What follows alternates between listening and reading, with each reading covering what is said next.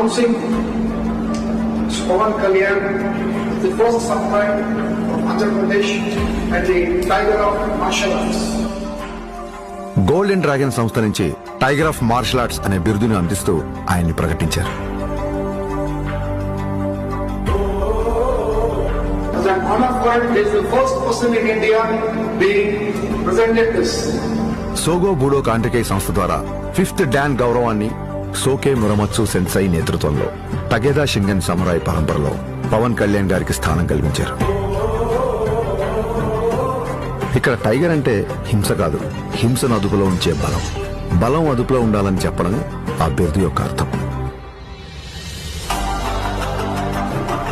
కళ్యాణ్ గారికి తెలుసు